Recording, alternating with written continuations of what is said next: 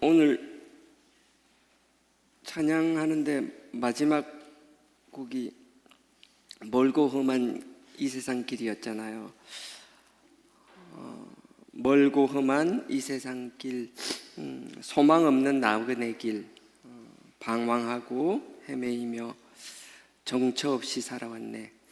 의지할 것 없는 이 몸 위로받고 살고파서 세상 유혹 따라가다 모든 것을 다 잃었네. 무거운 짐 등에 지고 쉴 곳 없어 애처로운 몸 쓰러지고 넘어져도 위로할 자 내겐 없었네. 세상에서 버림받고 귀한 세월 방황하다 아버지를 만났을 때 죄인임을 깨달았네. 눈물로서 회개하고 아버지의 품에 안기어 죄악으로 더럽힌 몸 십자가에 못 박았네. 구원함을 얻은 기쁨 세상에서 제일이라. 영광의 길 허락하신 내 주 예수 찬양하네. 딱 저의 신앙 고백이었습니다. 살아갈 때 누구나 한 번밖에 주어지지 않은 인생입니다. 누구 하나 허송세월 하지 않는 사람 없습니다. 하지만 갈짓자 행보를 그릴 수도 있지만 의미 없는 방황이 아니라 그 가운데서도 하나님의 뜻을 발견하고 더 연단 가운데 성장하는 저와 우리 다음 세대들이 되기를 원합니다. 하나님은 우리가 생각하시는 것보다 훨씬 우리는 상상할 수 없을 만큼 우리의 마음에 다 담을 수 없을 만큼 크고 넓은 눈으로 세상을 보고 계십니다. 그리고 당신이 필요한 곳에 당신의 자녀들을 쓰기를 원하십니다. 준비된 자 사용될 줄 믿습니다. 부족해도 하나님이 쓰시는 줄 믿습니다. 마음을 어디에 있든 하나님을 향하여 아멘, 주님이 부르시면 아멘 하고 내가 여기 있나이다라고 손을 들 수 있는 그런 마음을 가지는 저와 여러분 되기를 원합니다. 오늘 본문 이사야입니다. 이사야 19장입니다. 이사야 19장 구약 986페이지입니다. 19장 5절부터 11절까지 5절부터 11절까지 길지 않으니까 다 같이 합독하도록 하겠습니다. 이사야 19장 986페이지입니다. 5절에서 11절까지 다 같이 합독하도록 하겠습니다. 10절까지 읽으면 되겠네요. 10절까지. 자, 다 같이 읽겠습니다. 시작. 바닷물이 없어지겠고 강이 잦아서 마르겠고 강들에서는 악취가 나겠고 애굽 시냇물은 줄어들고 마름으로 달과 같이 시들겠으며 나일 가까운 곳 나일 언덕의 초장과 나일강 가까운 곡식밭이 다 말라서 날아 없어질 것이며 어부들은 탄식하며 무릇 나일강에 낚시를 던지는 자는 슬퍼하며 물에 그물을 치는 자는 피곤할 것이며 세마포를 만드는 자와 백목을 짜는 자들이 수치를 당할 것이며 애굽의 기둥이 부서지고 품꾼들이 다 마음에 근심하리라. 아멘. 지난주 했던 거 기억나는지 모르겠는데요. 지난주하고 보면 헷갈릴 수도 있어요. 지난주는 구스라는 나라에 대해서 얘기했고요. 오늘은 애굽에 대해서 하나님이 예언하고 계십니다. 근데 애굽하고 구스는 어찌 보면 같은 지역이에요. 한 나라예요. 마치 이렇게 생각하시면 될 것 같아요. 우리가 이제 일본의 식민지로 있을 때, 한일병합 이후에 일본의 식민지로 있을 때 우리나라는 일본이기도 했지만 또 우리는 대한민국이기도 했었어요. 그러니까 18장에 18장에 있는 구스 얘기 같은 건 구스, 지금의 여러분 지도 머리로 그려보면 이집트 지도 저 남쪽이에요.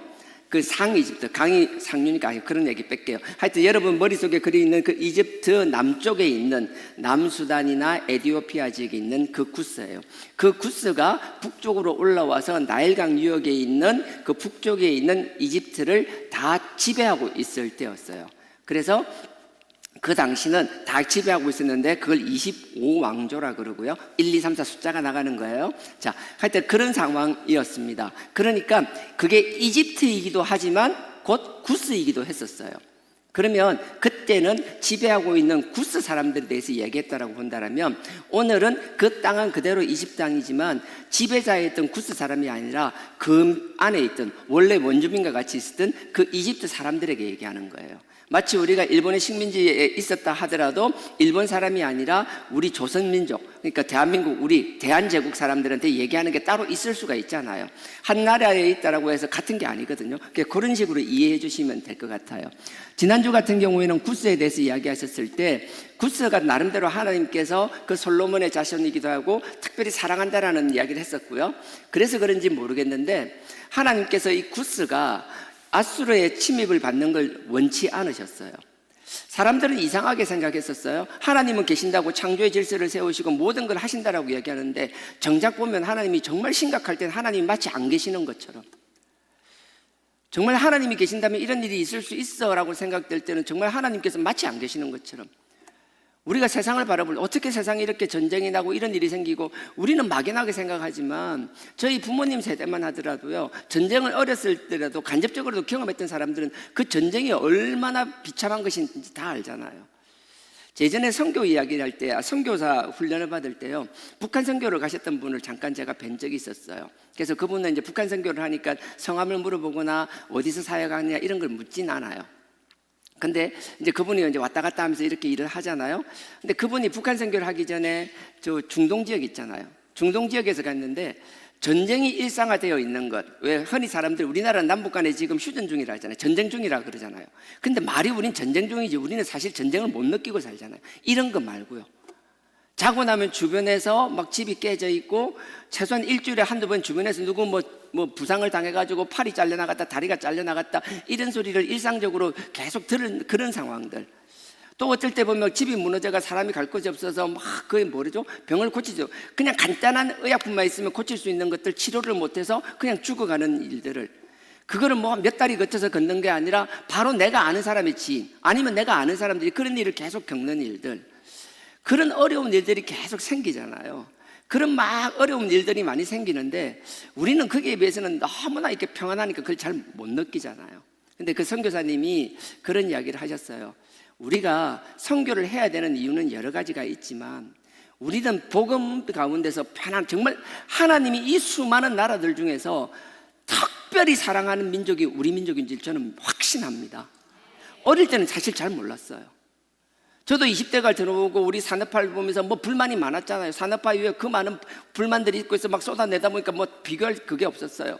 어느덧 저도 나이가 60을 바라보는 나이가 되고 50이 이제 넘어갔잖아요. 훨씬 넘어갔잖아요. 그러고 보니까 내가 20대 때 경험했던 우리 대한민국과 지금 30년, 40년 가까이 지난 지금의 대한민국은 완전히 다른 나라예요. 얼마나 감사한지 몰라요. 지금 자라는 10대, 20대를 그걸 너무나 당연하게 잘하고 있잖아요. 그러면서 그분이 십수년 전에 하셨던 이야기인 거예요. 자기도 밖에 나가 있어 보니까 우리나라의 그러니까 국가의 힘이라 그러죠. 국력이 얼마나 세지는지 자기는 느낀다라는 거예요. 어려운 지역에서는 한 30년 전만 하더라도 어려운 데 가면 같이 어려운 나라였지만 이젠 그게 아니라 어려운 지역에서는 우리 대한민국이라는 이름만 들으면 정말 간절히 바라는 나라. 힘있고 돈 있고 사람들 능력이 탁월한 사람들이니까 저 사람들이 와서 우리 관심 가져주고 우리를 도와주면 너무 좋겠다라고 마음에 바라는 그런 나라가 되어 있다는 거예요. 얼마나 감사해요. 물론 헬조선이라고 얘기하는 사람도 있어요. 힘들다는 얘기하는 사람도 얼마든지 있는 거 압니다. 하지만 우리 내에서 그렇게 얘기하는 거지만 바깥에서 보기에는 하나님이 우리를 그렇게 축복해 주셨다는 거예요. 그렇다면 이제는 우리가 어려운 것을 돌아보며 그들에게 뭔가를 할 수 있는 다음 세대들로 키워나가야 된다고 저는 확신합니다. 그냥 예전처럼 뭔가 도움을 받아서 도와준다 그런 개념이 아니라 하나님께서 복을 주셨으니 받은 자로서 나눌 수 있는 우리의 다음 세대, 아니 우리 교회부터 그런 교회가 되기를 주님의 이름으로 축원드립니다. 이건 저 하나만의 마음으로 될 것이 아니라 우리 모두가 마음을 모아 주셔야 되는 것이고요. 마음만 모을 뿐만 아니라 여러분들의 기도가 모여야 할 줄 믿습니다. 성교를 준비하면서도 참 좋았고요. 또 이번 주 중에 어떤 얘기를 들었는데, 아직은 뭐 제가 얘기에 공표할 거라고는 아직 때가 안 된 것 같으니까, 제가 뭔가 이런 일이 하겠다라고 제안이 들어왔을 때 하면 좋겠다. 근데 이게 실현 가능할까? 여러 가지 제약이 많을 건데, 힘들 건데 가능할까라고 생각했는데, 확실히 참 그래요. 하나님은 저 같은 목사보다 여러분들에게 훨씬 큰 믿음을 주신 것 같아요. 믿음 있고 확신이 있으니까 일을 그냥 추진하더라고요. 그리고 나서 결과물을 들고 왔어요. 얼마나 감사한지. 하나님이 내가 안 되니까 돕는 사람을 통해 이렇게 하게 만드시는구나. 그리고 아직은 얘기는 안 했지만 곧 할 거예요. 하게 되면 뭔가 이런 일을 할 때 그냥 하나의 행사로 지나가는 것이 아니라 그들을 통하여, 그런 행사와 그런 기획하는 걸 통하여 우리 다음 세대들이 많이 성장하기를 원합니다. 제가 지금 모임할 때 그런 이야기를 했었어요. 저도 아날로그 세대잖아요. 저도 잠깐 직장 생활할 때 우리는 알잖아요. 그건 봉투에다가 돈 넣어줄 때 그때 잠깐 다닌 거잖아요. 요즘 무슨 말인지 모르겠어요. 옛날엔 그랬잖아요. 월급날 되면 노란 봉투에다가 항목 체크 해가지고 봉투 넣어준 거 알면 나이 많으신 분이잖아요. 그죠? 그렇게 이제 했잖아요. 근데 안 그래요. 요즘은 제가 봉사 부서도 그렇군요. 그냥 이야기하는 게 아니라 다 엑셀로 만들어서 그거 해가지고 자료 있으면 자료를 다 링크해가지고 자료 화면 같은 거 다 볼 수 있게 만들고, 저희 사역자들이나 저보다 역량이 훨씬 뛰어나더라고요. 대놓고 아멘하면 내가 그래서 너무 감사했어요. 하나님, 제가 뭔가를 하려고 나서지 않아도 하나님 앞에 기도하고 하나님이 보여주시는 방향만 제시한다라면 하나님이 이미 할 만한 용사들은 차고 넘치게 붙여주셨음을 감사합니다. 각자의 달란트와 사명과 소명을 가진 자들이 주저앉지 않게 하여 달라라고. 제가 얼마 전에도 그런 일이 있었어요. 작년부터 우리 새로 출발할 때부터 자꾸 뭔가 자기 재능을 가지고 하겠다는 이야기가 나왔어요. 마음은 참 감사했어요. 마음은 감사한데 그때는 제가 나름대로 입장이 있었어요. 지금 나름대로 그걸 그렇게 할 수 있는 상황, 마음은 그렇지만 아직 여건이 안 된다고 생각했어요. 실질적으로 물리적으로도 되지 않았었고요. 그래서 계속 길었어요. 이제 한 1년 정도 지나면, 7, 8개월 지나면 할 수 있을 것 같아. 계속 기다렸어요. 그러다가 슬픈 얘기를 들었어요. 누굴 통해서 들었는데, 이렇게 할 마음이 막 뜨겁고 차고 넘쳤는데 내가 우유부단하고 결정을 하지 못하고 시간이 지나다 보니까 어느덧 이제 그 마음이 식었다라는 거예요. 그래서 지금은 이제 더 이상 그걸 못하겠다라는 거예요. 그 이야기를 들었어요. 물론 그러면 되지. 아이고, 그 1년도 못 기다릴까 그러면 돼 라고 물론 그럴 수 있어요. 하지만 그게 아니라 리더라는 건 그런 생각을 다시 한번 하게 되었어요. 누군가 하고자 할 때, 해야 될 때, 상황이 그렇지 않더라도 할 수 있는 추진력, 여건이 안 되면 여건을 만들어서도 할 수 있게 상황을 만들어 나가는 것, 내가 되지 않으면 하나님의 방법을 강구해서라도 갈 것. 여리고성이 어떻게 보면 간단하게 생각합니다. 가서 그냥 돌기만 하면 될 것? 아니에요. 그렇게 생각할 수도 있겠죠. 이스라엘 백성들이 숫자가 많았지만, 하지만 이스라엘 백성은 40년 광야에서 전투 같은 전투를 한 번도 해본 적이 없습니다. 여러분, 당나라 군대라는 얘기 아시잖아요. 조직은 있고 힘은 있는 것 같은데 정작 제대로 된 싸움을 해보지 못한 사람은 큰 싸움 앞에서 당나라 군대처럼 오합지졸이 되고 만다라는 것. 하나님은 그걸 너무나 잘 아셨던 것 같아요. 그래서 그 여리고성, 가나안 초입에 있고 그 크고 튼튼한 그 성을 바라보면서 하나님은 전략적인 방법으로 한 것이 아니라 오직 하나님만 할 수 있는 말도 안 되는 엉뚱한 방법으로 그 성을 무너뜨리고 마셨습니다. 정말 제가 하나님의 종이라면 여러 가지를 재보고 막 이렇게 저거 따져보고 하는 것이 아니라 하나님의 음성을 듣고 세상적으로 말도 안 된다 할지라도 하나님이 감동을 주시면 그 방법에 순종할 수 있었어야 됐다라고 저는 생각합니다. 여러분들도 마찬가지라고 생각해요. 내가 경험한 것, 아는 것뿐만 아니라 하나님이 큰 산과 큰 고비를 넘기 위해서는, 우리가 경험하지 못했던 우리의 한계를 넘어서는 뭔가를 하기 위해서는 하나님이 우리에게 우리의 탁월함을 인정하게 만들기 이전에 우리의 탁월함은 하나님 앞에서는 아무것도 아니라는 것을 먼저 깨닫게 하신다라는 거예요. 그래서 하나님은 놀라운 경험을 주신다라는 거예요. 저는 크고 작은 거 뭐 여러 가지 있겠지만 이번 사건들을 통해서 느낍니다. 아, 하나님, 저의 무능함, 제가 하려고 하는 건 의미 없습니다. 하나님이 하고자 하는 사람에게 마음을 주시는 것이고 길을 열어주시는 걸 또 한 번 경험했어요. 그래서 다시 한번 다짐을 하고 기도를 했습니다. 하나님, 제가 보니까 제가 끌고 나갈 역량은 안 되는 것 같습니다. 하나님 주신 이 귀한 사역자들, 이 많은 동역자들, 그들이 하나님을 향하여 거침없이 달려나갈 때 제가 낙오되지만 않게 하여 달라라고. 여러분들은 뛰어가는데 제가 쫓아가지 못해서 뒤에서 여러분들 발목 잡는 일은 하지 않게 하여 달라라고. 여러분과 함께 동행하며 여러분 앞에 있는 세상의 물리적인 것들은 여러분들이 더 잘 알고 여러분들이 더 힘있게 헤쳐나갈 거라고 저는 확신합니다. 하지만 제가 할 수 있는 건 눈에 보이지 않지만 여러분들이 달려나가야 될 그 길 앞에 영적인 문제가 있다라면, 공중 권세 잡은 자의 문제들이 있다라면 그 문제 앞에서만큼은 영적으로 내가 머리가 깨어지고 피가 터지는 한이 있더라도 그 문제에서는 선봉장으로 서서 깨치며 나가겠다라고. 누구보다도 여러분들을 위하여 기도하며 하나님이 그 그리스도의 핏값으로 세운 이 몸된 교회를 위하여 희생하며 기도하며 눈물 흘리는 자가 되겠다라고. 여러분들이 볼 땐 부족한 것 투성이지만 그 부족함이 부족함으로 끝나는 것이 아니라 보이지 않는 영적 전쟁이지만 하나님 앞에 잘했다 칭찬받는 종이 되기를 원한다라고요. 그래서 각자에 주신 달란트와 각자에게 주어진 사명들을 잘 감당하는 저와 여러분들이 되기를 주님의 이름으로 축원드립니다. 그래서 마음이 너무 뿌듯해요. 너무 감사해요. 많은 경험들을 하기를 원합니다. 밖에서 안 되면 그 경험들을 만들게 된다면, 그런 일들이 있다면 많은 우리 다음 세대, 우리 주변 사람들을 데리고 와서 함께 경험시키고. 얼마 전에 어떤 분이 와서 그러는 거 막 호들갑을 떨더라고요. 저는 별로 그런 거 호들갑 떨드는 거예요. 뭐 어디인데 우리 주하나 교회에 대해서 했는데 알지도 못하는 게 주하나 교회에 대해서 막 그렇게 났더라고요. 저는 별로 뭐 신경 쓰지는 않았었습니다. 하지만 그게 문제가 아니라, 처음엔 그렇게 생각했는데 생각할수록 그렇더라고요. 그래서 제가 부탁을 했어요. 이러이러 하면 좋겠다라고 부탁을 하고. 근데 그런 거예요. 하나님 위해서 나가는데 불필요한 오해, 잘못된 거 있다라면 그냥 우리가 무관심하고 방치하는 것이 아니라 고쳐야 될 건 고쳐나가고 수정해야 될 것은 수정해 나가는 것도 하나님이 주신 지혜라고 생각합니다. 그래서 혹시 여러분 볼 때 굳이 그럴 필요 있어요? 라고 하는 것임에도 불구하고 제가 뭔가를 한다라면 또 하나님께서 그런 음성을 들려주셨고 때가 되면 알게 될 거예요. 그래서 그 일을 하게 되는구나 라고 좀 너그러이 받아들일 수 있는 여러분 되기를 주님의 이름으로 부탁드립니다. 그래서 오늘 본문입니다. 본문 19장 5절입니다. 여러분들이 오늘 복음 마지막 곡을 부를 때 제가 마음이 너무 짠했던 게 이것 때문이었어요. 오늘 본문이 그런 거였어요. 나름대로 열심히 하려고 했는데 18장은 구스에 대한 이야기잖아요. 19장은 이집트에 대한 이야기예요. 근데 여러분들은 말씀을 볼 때 항상 뭐라고 생각해야 되는가 하면요, 이건 애굽에 이집트에게 하는 말이 아니라 저와 여러분 우리에게 하는 말입니다.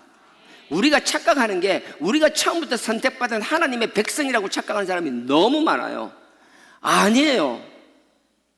우리는 처음부터 하나님의 선택된 백성이 아니었어요. 우리는 이방인이었어요.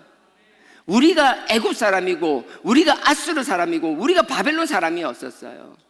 그러니까 항상 누군가를 책망하실 때 그게 누군가를 책망하는 것으로 듣는 것이 아니라 나에게 하는 말씀으로 들을 수 있기를 주님의 이름으로 축원드립니다. 애굽에게 하나님이 말씀하시는 징계를 어떻게 하는가 하면 5절에요. 바닷물이 없어지겠고. 여러분 애굽 하면 나일강이잖아요. 나일 삼각주부터 해가지고 지난주 얘기했던 저 구스까지 남수단까지 자그마치 6,000km에 해당하는, 아마존강이 제일 길다는데 뭐 큰 차이 없을 거예요. 실제 수량이나 이런 거 보면 여기가 더 많다는데 잘 모르겠어요. 하지만 세계에서 가장 길다고 해도 조금도 이상하지 않을 것 같은 큰 강이에요. 결코 마르지 않는 강이에요. 그럼에도 불구하고 하나님이 작정하시면 그 나일강을 마르게 하신다라는 거예요. 우리가 생각할 때요, 도저히 이런 일은 일어날 수 없어. 이런 경우는 1000분의 하나, 10,000분의 하나도 일어날 수 없어요. 천만에요. 하나님이 나를 사랑하시고 나를 깨닫게 하기 위해서라면 1000분의 1, 10,000분의 1이 아니라 1,000,000분의 1의 일이라도 하나님은 나에게 그 사건이 일어나게 하실 수 있다라는 거예요. 그런 어떤 일들이 생길 때마다 그냥 재수 없이 생긴다, 이유 없이 생겼다, 아니요. 나에게 하시고자 하는 하나님의 음성이 있다라는 그 사실. 그래서 하나님께서 모든 걸 하실 때요, 남이 아니라 나에게 하는 거예요. 다른 게 아니라 당신이 살아계시며 내가 감당하지 못하는 문제, 남들 주변에서 막 일어나는 전쟁이나 어려운 일 때마다 저 어떻게 그건 남의 이야기처럼 들리잖아요. 하지만 어떨 때는 하나님께서 나에게 다가오셔서 정말 나에게, 정말 내가 아니고는 뭐 이해할 수 없는, 남에게 말할 수 없을 만큼 나에게 하나님께서 하시고자 하는 말씀이 있을 때가 있다라는 거예요. 근데 그 하나님이 나를 붙잡고 내 귀에 대고 소근소근 하시고 가지 않은 그 말이 마음을 바꿔서 한다면 참 감사할 수밖에 없겠지만 대부분은 감사가 아니라 하나님 왜 저예요? 왜 나예요? 지금 이 정도면 충분하지 않나요? 도대체 지금 얼마죠?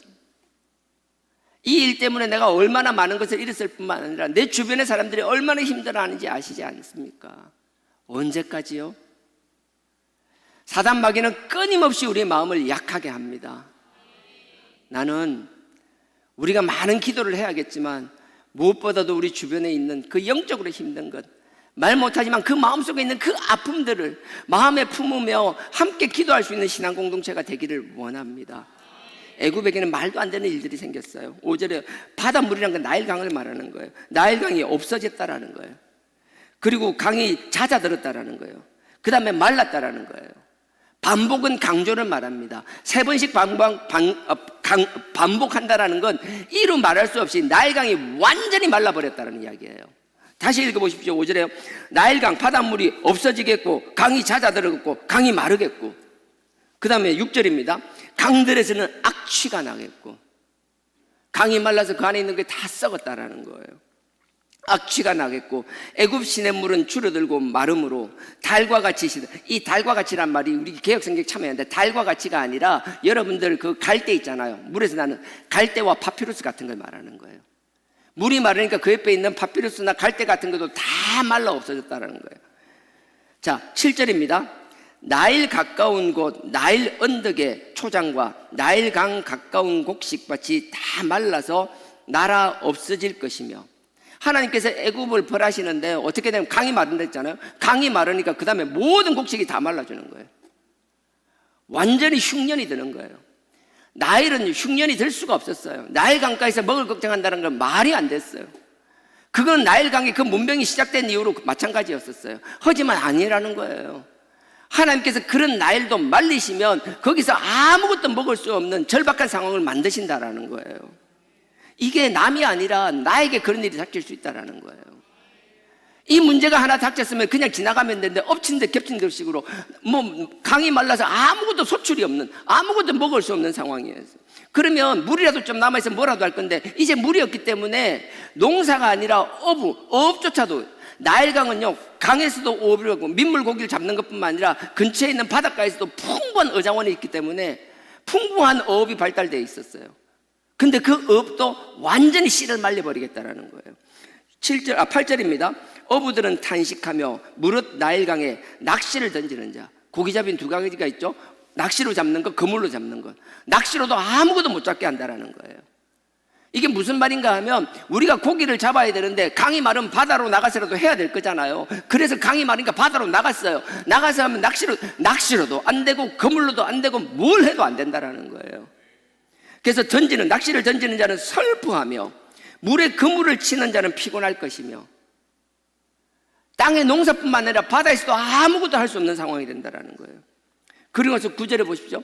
나일강을 끼고 있고 애굽은요 파피루스가 발전돼서 종이가 많이 발달됐을 뿐만 아니라 종이뿐만 아니라 이 세마포나 옷감이 많이 발달돼 있었어요.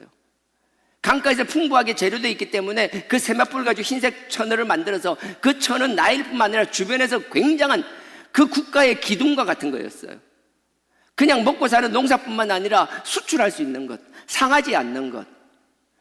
그 당시는 먹는 거는 옮기는 방법이 쉽지 않았잖아요. 지금처럼 보관 방법이 없었잖아요. 거의 그때 먹으면 그때 먹는 거예요. 저장 방법이 마땅히 없었어요. 그냥 곡식 같은 거 말리는 건 그거 오래 가지 못했어요. 하지만 옷감은 다르잖아요. 이거는 유통기간이 없잖아요.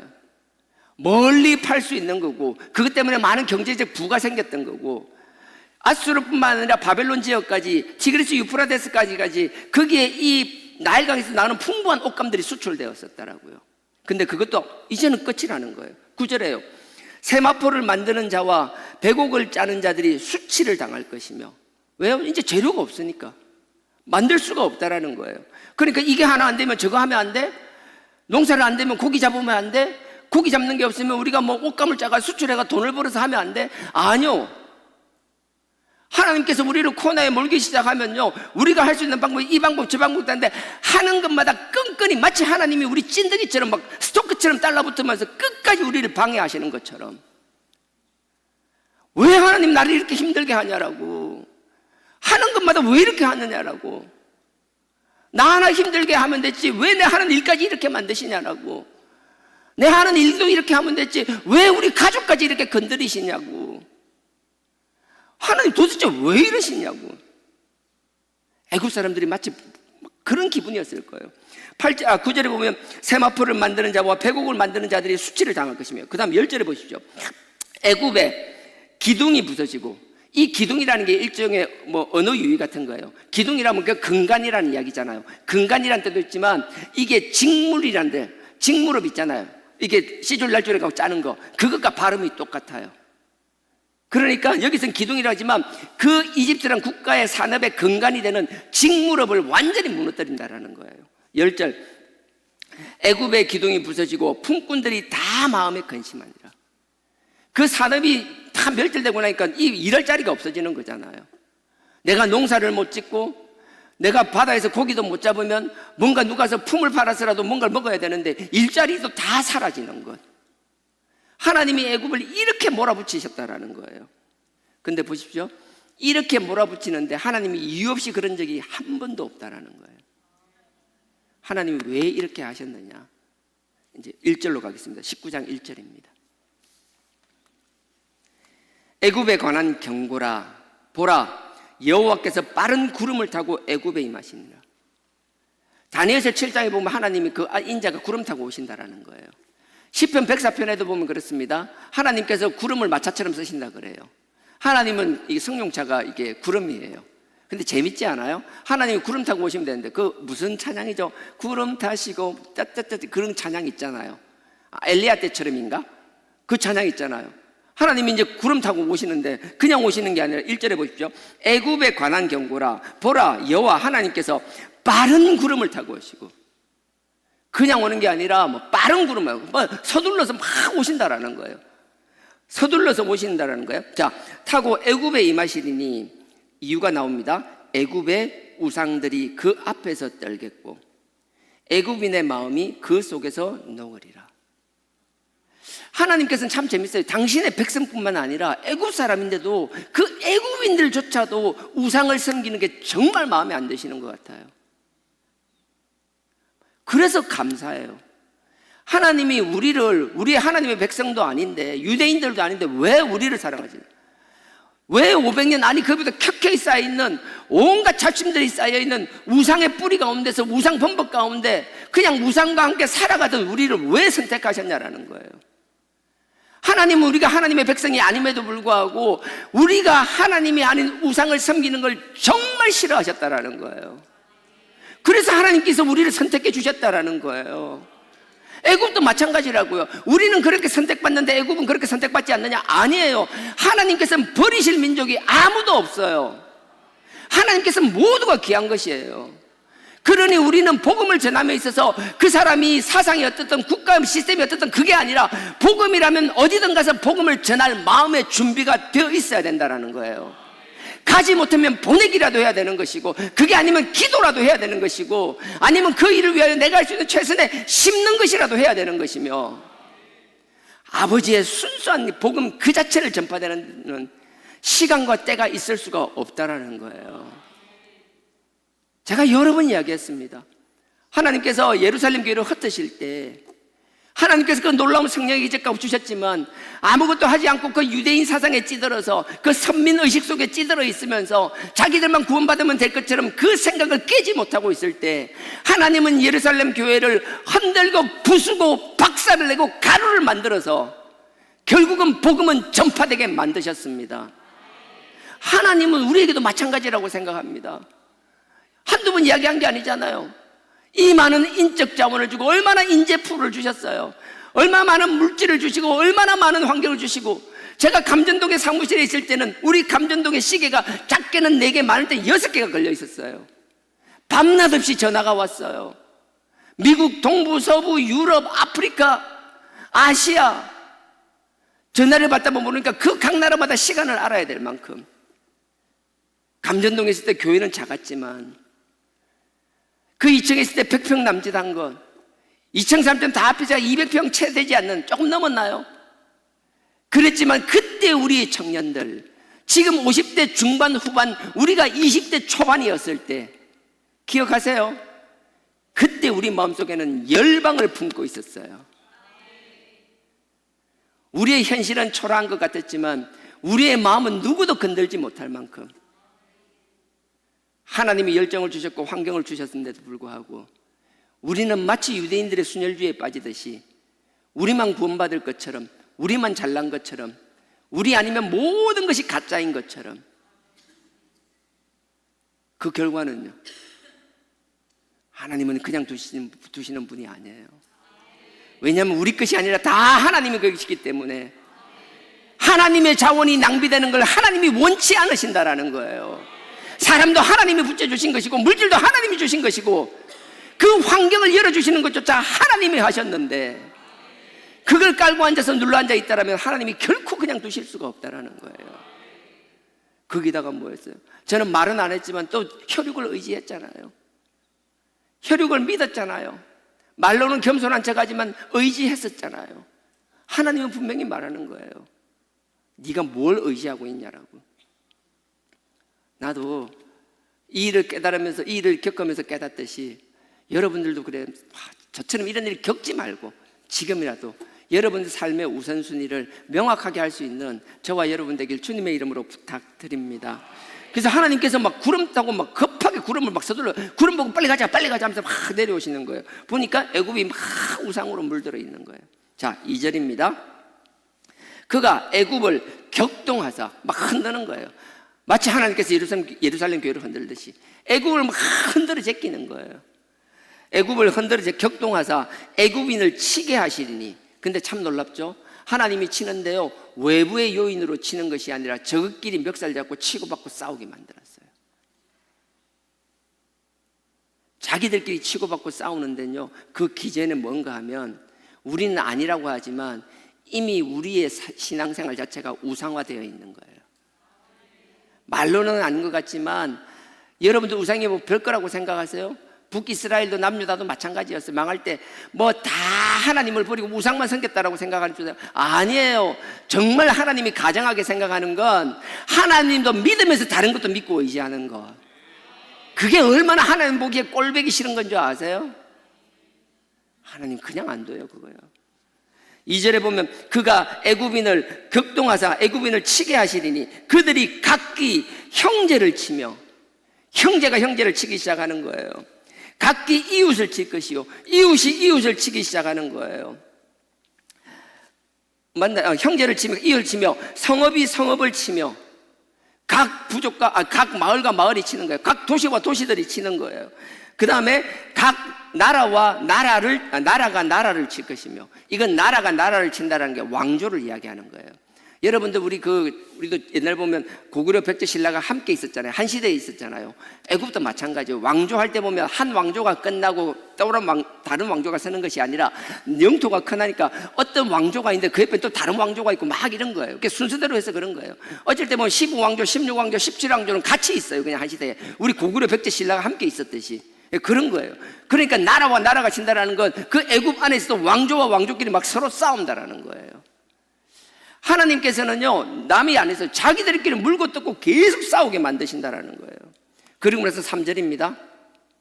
애굽인의 정신이 그 속에서 쇠약할 것이요, 그러다 보니까 그들이 마음이 혼미해진다는 거예요. 정신 못 차린다라는 거예요. 쇠약할 것이요, 그 도모하는 것, 그들의 계획은 그의 파하신 바가 되리니, 아무리 계획해도 다 파토나고 만다는, 다 아무것도 아닌 헛된 것이 되고 만다라는 거예요. 그러므로 보세요. 그 도모는 파하신 바가 될 것이니 그들이 우상과 마술사와 신접한 자와 요술객들에게 물으리로다. 하나님께서는 그 우상에게 묻는 것들, 이런 것을 결코 원하지 않는 거예요. 그리고 결코 그냥 두지 않는 거예요. 지금 묻고 있는 거 그냥 놔두는 거 하나님이 잠시 허용하는 것이지, 언제까지 마냥 끝까지 허용하시는 일은 결코 없을 거라는 거예요. 그러니 우리도 우리 마음속, 하나님께서 우리를 한번 흔드셨잖아요. 그러니 그냥 우리가 뭐 이상하다, 뭐가 안 좋다, 재수가 없다, 천만에요. 분명한 하나님의 음성이 있는 것이에요. 이 일을 통하여 우리 교회를 되돌아볼 뿐만 아니라 우리 각자의 삶도 되돌아볼 수 있어야 한다라는 거예요. 그리고 나서 4절에 보십시오. 그가 애굽인을 잔인한 군주의 손에 붙이시리니 포악한 왕이 그들을 치리하리라. 주 만군의 여호와의 말씀이니라. 애굽이 정신을 못 차리니까 요 앞에 18장에 구스의 속박을 받았댔잖아요. 구스가 내려와서 점령했어요. 싸우고 막 하잖아요. 하나 되지 못하잖아요. 그러면 뭐예요? 함께 물고 뜯고 싸우면 같이 망하는 거예요. 그러니까 위에 구스가 내려와서 막 그들을 이제 다 점령하는 거예요. 그리고 나서 여러분들 또 이야기하면 복잡했지만 사네립이 18만 5천 명을 데리고 예루살렘을 점령하러 왔잖아요. 히스기야 왕 때. 그러다 히스기야가 하나님 앞에 막 살려달라고 기도하니까 하나님이 천사 단 한 명을 보내서 하룻밤 사이에 18만 5천 명을 완전히 몰살시켜버리잖아요. 그리고 나서 사네립은 돌아가서 그 신당에서 살해당하고 맙니다. 살해당하고 나서 그 사네립을 이어서 아들이 왕이 되는데, 그 아들이 군대를 이끌고 남유다를 지나서 애국까지 내려와서 이 25고 왕조를 멸절시키는 거예요. 애굽을 차지하게 되는 거였어요. 그걸 지금 이야기하는 거예요. 4절 뒤에 보면요, 잔인한 군주, 위에 구스에게 당하고 나니까, 구스가 힘이 빠지고 나니까 아수르가 내려와서 다시 애굽을 먹는 거예요. 분명한 건요, 우리가 우리의 소속을 명확하게 하지 않는다라면, 우리가 누구에게 소속되었고 무엇을 해야 될지를 알지 못한다라면, 우리가 우상을 섬기며 다른 거 아니에요. 뭐 다 섬긴다는 게, 하나님 이외에 다른 것을 의지해서 우리가 가지고 누리는 것들, 우리가 세운 것들, 아무 의미 없어진다라는 거예요. 하나님은 그걸 그냥 두시는 것이 아니라 그 우리의 쓸데없는 노력 때문에 우리는 가면 갈수록 더 잔인한 사람들을 만나게 되고 더 포악한 자들을 만나게 될 수밖에 없다라는 거예요. 그러니 우리가 힘든 일이 생길 때마다 항상 아버지를 바라볼 수 있는 지혜로운 자가 되기를 주님의 이름으로 부탁드립니다. 여러분들이 힘든 일이 생긴다는 건 여러분들뿐만 아니라 바라보는 사람들도 정말 힘들잖아요. 여러분들은 어떨지 모르겠지만 여러분 가정에 어려운 문제, 또 공식적으로 기도 제목을 내는 사람도 있지만 공식적으로 기도 제목을 내지 않는 사람도 있고, 말하기로 해서 이래저래 얘기가 들어오는 것도 있잖아요. 그런 이야기를 들을 때마다 참 마음이 무거워요. 얼마 전에도 좀 시간이 좀 지났는데 제가 그랬어요. 문자를 받았어요. 문자를 받았는데, 문자를 받으면 뭐 친하거나 강하니까 제가 답장을 정말 잘 안 하는 편이거든요. 그냥 안 해도 돼요. 뭐 그냥 대충 해요. 근데 만나면 말로 하고 이렇게 해요. 근데 이 문자는 내가 답장을 어떻게 써야 될지를 모르겠더라고요. 무슨 말로 어떻게 위로해야 될지는 모르겠더라고요. 정말 마음이 무거웠어요. 어떻게 해야 되지? 어떻게 해야 되지? 내가 그렇게 어떻게 되지 한 거는, 내가 볼 때 이분은 너무나 큰 어려움을 겪어서 뭔 일이 생기는 거 아닌가, 너무 좌절하는 거 아닌가, 너무 걱정이 됐는데, 왜 그런 거 알잖아요. 나는 너무 걱정을 했는데 상대방이 너무 해맑게 있다라면 더 불안한 거, 그거 아세요? 그 정도면 사람이 아파하거나 뭔가 좀 돼야 되는데 문자가 너무 해맑아. 그냥 글자만 있는데도 막 빛이 반짝반짝하면서 나를 칭찬하고 위로해주면서 막 그러는 거예요. 그러면서 곧 선물을 가지고 나를 찾아뵙겠다라고 얘기하는 거예요. 나는 그 속에, 그러니까 내가 가늠할 수가 없는 거예요. 이게 정말 하나님이 믿음을 주시고 하나님이 평안을 주셔서 이걸 극복해서 하는 건가? 아니야. 이 극복하기 힘든 문제를 이렇게 하루아침에 이렇게 할 수는, 이제 며칠 지났다라고. 도대체 뭐지?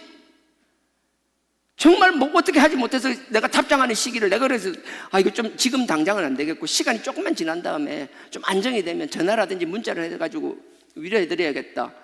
근데 아시잖아요. 그래놓고 또 좀 잊어버리고 말았어요. 그래도 한참이 지났는데 갑자기 선물이 턱 날라왔더라고요. 이번에 선물을 보면서도 마음이 너무 기뻤어요. 그렇게 힘든 가운데서도 오히려 나 걱정해주고 챙겨주고 하는 것이 하나님, 누군가가 힘든 가운데서 위로하고 이렇게 세우는 건 사람이 아니라 오직 주님만이 하시는 줄 믿습니다. 주님이 이렇게 세우신 줄 믿습니다. 여러 가지 일들이 있어요. 그런 일들을 접할 때마다 참 마음이 무거워요. 마음이 힘들어요. 할 수만 있으면 여러분들이 다 잘 되기만을 원합니다. 여러분 가운데 힘든 사람들 한 사람도 없기를 원합니다. 그럼에도 우리의 삶에는 누구나 예외 없이 하나님의 관습이 있을 수밖에 없다라는 것. 그러니 그 하나님의 관습 때문에 포기하는 자, 좌절하는 자, 쓰러지는 사람이 한 사람도 없기를 주님의 이름으로 간절히 부탁드립니다. 주님께서는요, 이 우상을 섬기는 애굽 사람들에게 아까 말한 대로 5절부터 이렇게 하나님께서 엄하게 말씀하셨어요. 근데 참 놀라운 건 하나님께서 우상을 섬기지 말고 나 말고 다른 걸 쳐다보지 말라 그랬잖아요. 그럼 정신 차리면 되는데 대부분의 사람들은 그 어려운 가운데서도 나름의 방법을 찾아요. 나름의 방법을 찾아요. 우상 섬기면 이렇게 되는구나. 그러니까 우상을 안 섬기고 그 다음에 새로운 길을 찾습니다. 그게 11절부터입니다. 애굽 사람들이 하나님께서 이렇게 징계하시고 책망하시니까 새로운 길을 찾았는데 뭘 찾았는지 한번 보세요. 11절에요. 소안의 방백은, 소안이라는 건 저 이스라엘 애굽에요. 저기 나일의 삼각주 쪽이에요. 죄송합니다. 또 이야기해요. 15왕조라고 셈족, 저 힉소스족, 그 가나안 사람들이 와서 애굽을 다스린 적이 있었어요. 그 다스릴 때 그 사람들이 이 소안 지역에 수도를 세웠었어요. 소안은 아니지만 소안 바로 옆에 그 수도를 세웠었거든요. 그러니까 그 수도를 세웠기 때문에 그 당시에 똑똑하다는 학자들을 보면 이쪽에 많이 있었어요. 그래서 지혜로운 사람, 우리가 뭔가를 배우기 위하여 지혜로운 사람, 정말 똑똑한 사람을 찾아갈 땐 소안 지역으로 찾아갔어요. 그러니까 잘난 사람, 요즘으로 치면 뭐라고 해야 되나, 대전에 정부종합청사 있는 것처럼 고급 고위 공무원들만 많이 몰려있듯이, 아니면 우리로 보면 일반적으로 법으로 보면 그 서초동에 있는 법조타운, 강남에 뛰어난 변호사들이 막 버글버글 몰려있는 곳, 그런 곳이라고 생각하면 되는 거예요. 자, 소안은 그런 곳입니다. 소안의 방백은 지극히 어리석었고 바로의 왕이 가장 지혜로운 모사의 모략은 우준하여졌으니 너희가 어떻게 바로에게 이르기를 나는 지혜로운 자들의 자손이라 나는 옛 왕들의 후예라 할 수 있으랴. 뒤에 말은 그런 거예요. 어떻게 네가 왕들의 후손이 할 수 있냐, 어떻게 네가 소안에 있는 너네들이 옛날부터 뛰어난 사람이라 할 수 있겠냐, 이런 이야기는 필요 없는 것이고요. 이제 우상을 안 쓰니까 당대에 가장 뛰어난 사람들을 찾아가서 그들의 조언을 듣기 시작하는 거예요. 딱 우리 모습 아니에요? 우상 섬기지 말라니까 점집 안 찾아가면 그 다음 뭐예요? 법적으로 잘하는 사람, 잘하는 사람, 계속 그런 사람만 찾아다니기 시작하는 거잖아요. 11절이 그런 내용이에요. 자, 12절에 보십시오. 너의 지혜로운 자가 어디 있느냐? 그들이 만군의 여호와께서 애굽에 대하여 정하신 뜻을 알 것이요 곧 너에게 구할 것이니라. 13절에요. 소안의 방백들은 어리석었고 노업의 방백들은 미혹되었도다. 이 무슨 말인가? 또 소안과 노업이 나오잖아요. 소안은 옛날에 힉소스 왕조, 죄송합니다. 그런데 옛날부터 쭉 수도였으니까 똑똑한 사람들이 몰려 살던 것이고요. 노업이란 멤피스는 새로운 왕조, 구스가 와서 새로운 수도를 세운 것이에요. 결론적으로 무슨 말인가 하면 당대에 똑똑한 사람들이 다 모여있는 지역이라는 거예요. 근데 그 똑똑한 사람들을 통하여 네가 조언을 얻을지라도 그 조언이 세상적으로는 어떨지 모르지만 하나님 보시기에는 항상 부족하다라는 이야기예요. 뒤에 나올 거예요. 하나님께서 원하는 건 네가 누구를 만나든, 네가 우상을 섬기는 걸 내가 싫어하는 이유가 뭔지 알아? 네가 우상을 섬기고 우상의 말을 들으면 그 우상은 너를 나에게로 인도하는 것이 아니라 사단 마귀에게 인도한다라는 거예요. 그러니 내가 싫다라고 이야기하는 거예요. 세상의 지혜자를 말 듣고 그들의 말을 들으면 옳을 것 같지만 그 옳은 것이 하나님 보시기에 하나님 뜻 가운데 옳은 것이 아니라 세상적으로 너에게 유익이 되고 좋을 수도 있지만 결국 그게 나의 뜻과는 부딪힐 수 있다라고 이야기하는 거예요. 하나님께서 원하시는 그거예요. 뒤쪽에 읽다 보면 계속해서 반복적으로 나올 거예요. 네가 세상에 뛰어난 자를 찾지만 그들은 결국은 모퉁이돌, 곧 이어서 나오는 이야기가 그거예요. 모퉁이돌처럼 명확한 가야 될 길을 안내해 줘야 되는데 그 가야 할 방향이 나이기를 원한다라는 거예요. 그래서 여러분들은요, 세상에서 여러분 삶을 살아나갈 때 세상의 도움을 받아야 됩니다. 우리가 세상에 법원 변호사의 도움을 받는 것이고요, 세법적으로 문제가 있으면 세무사나 회계사의 도움을 받아야 되는 것이고요. 건강에 문제가 있으면 의사의 도움을 받을 수 있는 것이고요. 여러 가지 문제가 있다면 관공서의 도움을 받아야 되는 것이 너무나 당연한 것이에요. 우리는 이미 그렇게 복잡단단한 세상을 살아갈 수밖에 없는 환경에 살아가고 있어요. 하지만 그 어떤 상황일지라도 여러분들이 그 가운데서 여러분들의 삶에 주어진 사명을 잘 감당하기 위하여, 삶의 자리에서 최선을 다하기 위하여 어떤 일들을 어떻게 하는지가 중요한 것이 아니라 그 가운데 하나님의 방향을 끊임없이 지시하고 선포하는, 하나님의 말씀 듣는 것을 게을리하지 않아야 한다는 것이에요. 우리는 양자 결단할 수 있는 그런 상황들이 아니에요. 우리는 삶의 자리에서 우리가 해야 될 일을 반드시 해나가는 게 있어야 되는 거예요. 지금 이 고대 사회처럼 뭐 아니면 도식으로 우리는 그렇게 살아갈 수는 없어요. 하나님의 신앙에 대해서는 그래야 되지만 우리의 삶의 자리는 너무나 복잡단단하다는 거예요.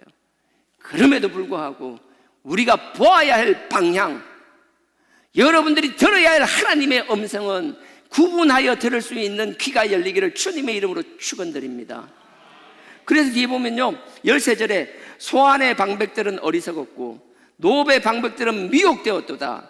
그들은 애굽 지파들의 모퉁이돌이언을 애굽으로 그릇가게 하였도다. 지도자들은 모퉁이돌이 뭐예요? 돌을 놓으면 방향을 가리키는 거예요. 모퉁이돌 방향이 되면 여기서 꺾여서 이쪽으로 가라는 거예요. 모퉁이돌 방향을 꺾어 놓으면 절로 가는 거예요. 항상 그 모퉁이돌은 하나님을 바라보게 해야 된다는 거예요. 그러니 하나님 앞에서 특히나 우리 하나님의 말씀을 선포하는 하나님의 제단만큼은 그 어떤 것이 아닌 온전히 하나님의 말씀만 선포되기를 주님의 이름으로 축원드립니다. 여러분들이 세상에서 들어야 될 것과 하나님의 전에서 들어야 될 것을 구분할 수 있어야 된다는 거예요. 그리고 14절입니다. 여호와께서 그 가운데 사특한 마음, 이게 사특한 마음, 어지럽게 흔든다라는 거예요.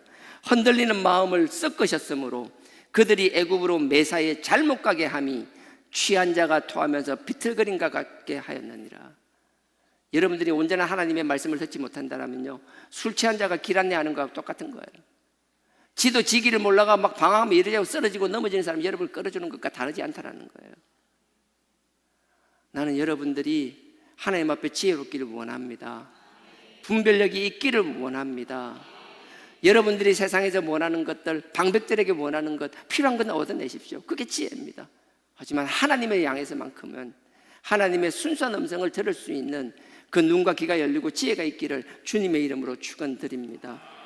이런 상황이 되었을 때 하나님은 우리를 뭐라고 표현하는가 하면 16절에 이렇게 합니다. 그날에, 지금 이런 일들이 계속 일어나는 거예요. 계속 반복해서 하지만 난 여러분들에게 이런 일이 결코 생기지 않기를 원합니다. 제가 하는 기도의 절반 이상은 그냥 이런 게, 하나님 우리 성도님들을 무탈하게 하여 달라고, 제발 기도 제목 좀 안 나오게 해달라고. 그냥 다른 거 없어요. 그냥 하나님께서 여러분들 삶 가운데 그래 잘 되기를 원해요. 하지만 여러분들 그 끊임없이 생기는 문제들마다 하나님이 이 문제를 주신 가운데 하나님 그 하나님의 음성을 깨닫게 하시고 더 든든히 설 수 있는 자 되게 하여 달라고. 이 문제 때문에 좌절하고 쓰러지는 것이 아니라 이 상처를 듣고 일어나서 비슷한 문제를 가진 사람, 한 사람 두 사람 아니라 10사람 100사람을 떠안는 넉넉한 마음을 주시라고. 우리의 가족을 향한 우리 마음뿐만 아니라 그 문제를 오롯이 받아들이고 있는 그 한 영혼들도 아버지께서 힘주시고 능력 주시고 붙들어 주시고, 사람들은 알지 못하는 하나님의 놀라운 계획 가운데 길을 열어주시고 하나님 놀랍게 역사하여 달라고. 저는요, 신경 안 써도 잘 가는 사람들 있잖아요. 그런 사람들보단 조금 더 신경 써야 될 사람이 어쩔 수 없어요. 더 신경 쓰이고 더 기도를 할 수밖에 없고 더 애가 타는 마음이 생길 수밖에 없어요. 그러니 여러분들 그 뭐라 할 수 없는 하나님의 심정도 우리와 다르지 않다라고 생각합니다. 더 많은 하나님의 사랑을 받을 수 있는 기회일 것이고, 우리가 상상하지 못할 방법으로 하나님이 더 크고 놀랍게 사용하시라 확신합니다. 16절에 그날에 애굽인이 부녀와 같은, 이 부녀라는 건 뭐예요? 여자 아무것도 하지 못하는 것, 그냥 나약함의 그냥 대명사. 이 애굽, 우리가 이런 날이 되면 우리는 마치 부녀, 아무것도 하지 못하는 것, 스스로 아무것도 하지 못하는 것, 누군가 도와주지 않으면 아무것도 할 수 없는 부녀와 같을 것이라. 그들이 만군의 여호와의 흔드시는 손이 그 위에 흔들림을 인하여 떨며 두려워할 것이라. 우리가 이런 문제가 생긴다면 우리가 반드시 깨달아야 될 게 뭔가 하면 보세요. 16절에 보면 부녀와 같을 것이라고 해서 그 뒤에 그들이 만군의 여호와의 흔드시는 손이 그 위에 흔들림을 인하여 떨며 두려워한다. 이게 무슨 말인가 하면요, 손이, 하나님의 손이 흔든다잖아요. 이게 여러분들 지휘자 생각하시면 돼요. 여러분들 뭐 가만 모르는 사람들 보면 지휘자 저 앞에 왜 있지, 뭐 없어도 그 악기들이 다 알아서 저 갈 건데 괜히 앞에 서가지고 화면만 갈라잡고 뒤에 사람 안 보이게. 아니에요. 그 지휘자 한 사람 한 사람에 따라서 그 움직이는 게 마치 전쟁으로 보면 이런 거예요. 전쟁에 보면 지휘자가 있잖아요. 지휘봉을 다 들고 해가지고, 요즘이야 뭐 다 이게 좀 옛날에 어떻게 이 지휘봉을 가지고 저기 야 너 하면 쟤들이 절로 막 달려가잖아요. 야 거기 너 뒤로 하면 막 빠지라 소리잖아요. 그 전쟁에서 왕이 그 지휘봉 하나를 가지고 그 전장을 지휘하잖아요. 들어가게 하고 나오게 하고 옆으로 빠지게 하고 중앙으로 치게 만들고, 그 손놀림 하나하나대로 막 움직인다고. 오케스트라처럼 막 군인들이 움직인다고. 전쟁터가요. 지금 그걸 이야기하는 거예요. 지금 내가 이렇게 힘든 가운데 있는데 여러분들이 정말 지혜로운 사람이라면 그 힘든 상황, 뭐 말도 안 되는 내가 막 눌려있는 막 죽기 직전에 이 상황에서 이 상황을 누가 지휘하고 있는지 그 지휘하는 손을 볼 수 있기를 주님의 이름으로 축원드립니다. 그 손이 누군지를 알면 내가 무엇을 어떻게 해야 될지가 보인다라는 거예요. 그래서 16절에 그날에 애굽인이 부녀와 같을 것이라 그들이 만군의 여호와여 흔드시는 손이 그 위에 흔들림을 인하여 떨며 두려워할 것이라. 하나님이 그 손을 흔드는 것을 우리가 안다라면 하나님을 두려워할 수 있어야 된다는 거예요. 그리고 나서 17절에요, 유다의 왕은 애굽의 두려움이 되리니. 유다의 왕이 뭐예요? 하나님께서 유다와 함께 하신다는 걸 본다라면, 하나님이 함께 하는 사람이 있다라면, 우리가 볼 때 나약한 사람이라도 하나님이 함께 하는 사람, 하나님이 동행하는 사람이 있다라면 그게 힘 있는 거라는 거예요. 그래서 하나님이 함께 하는 그것을 두려워할 수 있는 것. 그러니 내가 애굽이라는 큰 땅이라고 해서 나를 보는 것이 아니라 하나님이 함께 하시는 것, 하나님이 어디에 있으며 누구와 동행하며 우리가 하나님 가까이 갈 수 있는 것, 그게 지혜로운 자인 줄 믿습니다. 그래 17절에 유다의 땅은 애굽의 두려움이 되리라. 유다가 애굽의 두려움이 되는 건 말이 안 되잖아요. 이유는 딱 하나, 하나님이 함께 계시니. 그러니 우리가 주와 함께 하면, 남들은 객관적으로 뭐라고 말할지 모르지만 하나님과 함께하는 우리가 반드시 끝내는, 마침내는 승리한다라는 거예요. 이는 만군의 여호와께서 애굽에 대하여 정하신 모략이라. 이게 하나님의 계획이라는 거예요. 그 소문을 듣는 자마다 떨리라. 하나님의 뜻을 알게 되면 모든 사람이 두려워 떨게 된다는 거예요. 18절에 보십시오. 그날에, 또 그날이 나오잖아요. 애굽 땅의 가나안 방언을 말하며, 우리가 하나님의 손길을 보았다라면, 이 지휘자의 손길을 보았다라면, 지휘자의 뜻을 알게 되었다라면, 우리가 애굽 사람은 여러분들이 성이 뭐 자그마치 3만 개 이상인데 그건 내가 찾아보니까 뭐 아닌 것 같고요. 알렉산드리아의 헬라화 되고 나서 성읍이 2만 개 3만 개고, 아마 이때는 뭐 모르겠어요, 만 개도 됐는지 모르겠어요. 하지만 많은 성읍들이, 도시들이 있었을 거라고요. 제가 이 이야기를 하는 이유는 18절요, 제가 읽고 이야기할게요. 그날에 애굽 땅의 가나안 방언을 말하며 만군의 여호와를 가리켜 맹세하는 5 성읍이 있을 것이며. 보시죠. 그 상황이 되면 애굽 사람들이 가나안 방언을 한다는 거예요. 나는 내 나름대로 나의 언어가 있다는 거예요. 나의 생각이 있다는 거예요. 근데 전쟁터를 지휘하는 그 손을 본 거예요. 그게 하나님의 손임을 우리가 깨달은 거예요. 하나님이 그 유대 사람들과 함께 하는 걸 보았다는 거예요. 하나님이 그들에게 무엇을 요구하는지를 보았다면, 지금 내가 생각하는 내 삶의, 나의 생각의 언어들, 내 방식의 언어, 내 삶의 방식의 언어들 무엇이 되었든 나의 언어가 아니라 하나님의 언어를 따라갈 수 있어야 된다는 거예요. 그래서 애굽 사람이 너네 애굽의 언어가 아니야, 이제 가나안의 언어를 하라는 거예요. 하나님의 방식을 선택하라는 거예요. 네가 지금 애굽이 1만 개가 넘는 큰 성읍이 있는 큰 나라야. 하지만 네가 하나님의 뜻을 알았다면 네가 한꺼번에 1만 개의 성읍이 다 한꺼번에 변하지 못할 거야. 하지만 내가 너에게 요구하는 건 1만 개 필요 없어. 그 많은 수만 개의 성읍 중에서 단 5개라도 좋으니 작은 것부터 선택하라는 거예요. 아주 작은 것부터 돌아서라는 거예요. 지금 18절은 그 말씀이에요. 그날의 애굽 땅의 가나안 방언을 말하며, 애굽사람들, 그러니까 네가 자꾸 하나님의 언어를 쓰려고 하라는 거예요. 그리고 나서 네가 맹세하는 5 성읍이 있을 것이라. 네가 10,000개, 20,000개 중에서 한꺼번에 못 바꾼다라는 거예요. 지금 네가 할 수 있을 것, 네가 할 만한 것 아주 작은 것부터 시작하라는 거예요. 이 5이라는 건 숫자 5이 아니라 아주 작다라는 뜻이에요. 나는 여러분들이 뭐 큰 것부터 바뀌는 것이 아니라 하나님이 깨달음을 주셨다면 작은 것부터, 그 작은 변화의 시작이 하나님께서 모든 것을 바꾸어 놓으실 줄 확신합니다. 그러니 5 성읍. 근데 그 5 성읍 중에서 하나가 장망성이라. 장망성이 뭔가 앞으로 반드시 망할 성이라는 거예요. 이 말은 그 5 성읍이 그 5가지 나의 조그마한 변화가 망한다, 실패한다라는 뜻이 아니에요. 나에게 5개 성읍이 변하는데 그 5개의 성읍 중에 하나가 장망성이란 말이요, 태양의 성읍이란 말과 발음이 똑같아요. 무슨 말인가 하면 네가 태양을 섬기는 그 성읍, 그 작은 5개 중에서 하나는 반드시 하나님이 아닌 다른 태양을 섬기는 것, 다른 것을 섬기는 것, 그것부터 끊으라는 거예요.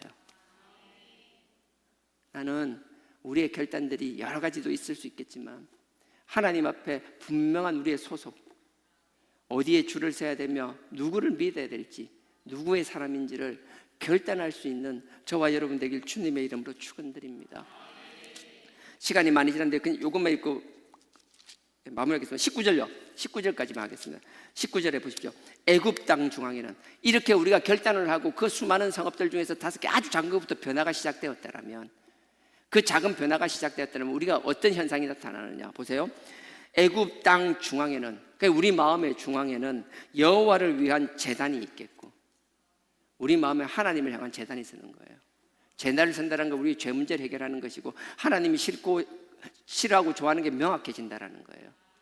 우리의 마음에 제단을 쌓아야 되는 거예요. 첫 번째 해야 되는 거예요. 그 다음에 두 번째 보세요. 애굽 땅 중앙에는 여호와를 위해 제단이 있을 것이요, 그 다음에 그 변방, 국경선을 말하는 겁니다. 그 변방에는 여호와를 위하여 기둥이 있을 것이요. 기둥은 하나님과의 언약이에요.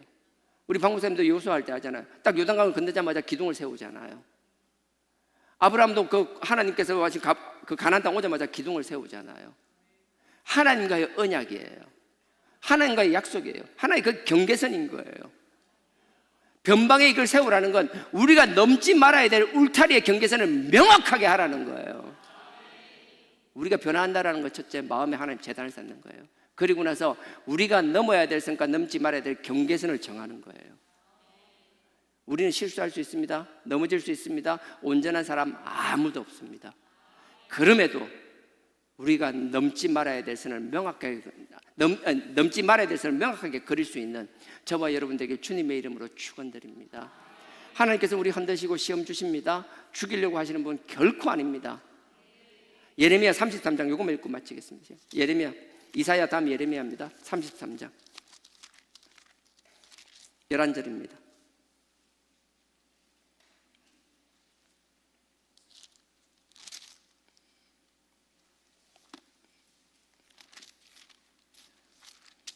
모르겠습니다. 갑자기 33장 찾아보니까 안 나오는데 예레미야 33장이 아닌가?